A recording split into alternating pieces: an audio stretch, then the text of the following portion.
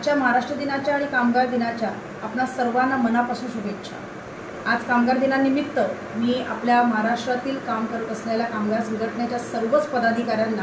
तसेच माझ्या कोकण श्रमिक संघटनेच्या आणि हिंद मजदूर सभेच्या सर्व कर्मचाऱ्यांना कामगारांना मनापासून शुभेच्छा। आज कामगार दिनानिमित्त मी आपल्या सर्वांना निश्चित रूपाने सांगू शकते की आजच्या या दिवसाला खऱ्या अर्थाने संपूर्ण आंतरराष्ट्रीय मान्यप्राप्तता झालेली आहे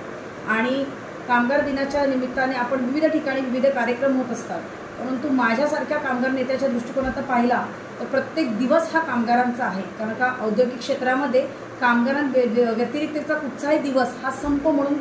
बोलवला जातो आणि म्हणून हा दिवस कामगार दिवस हा आजच्या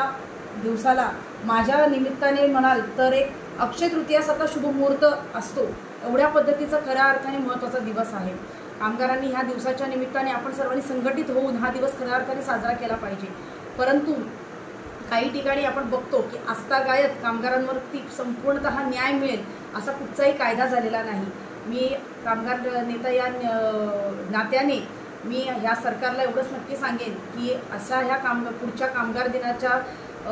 आधी जे 4 कामगार कायदे आपण बदललेले आहेत त्याची पुनरावृत्ती करावी, त्याच्यामध्ये पुन्हा एकदा बदल करावेत आणि कामगारांना सुखद असा आनंद पुढच्या कामगार दिनाच्या निमित्ताने मी अपेक्षा व्यक्त करते आणि या सरकारला निश्चित रूपाने आपल्या माध्यमातून सांगते की कामगारांच्या बाबतीत आपण जे काही बदल केलेले आहेत त्या बाबतीत पुनर्विचार करावा आणि खऱ्या अर्थाने कामगार दिवस साजरा होईल अशा पद्धतीची आनंद वार्ता कामगारांना मिळावी हीच अपेक्षा व्यक्त करते आणि पुनश्च आपल्या सर्वांना कामगार दिनाच्या आणि महाराष्ट्र दिनाच्या खूप खूप शुभेच्छा।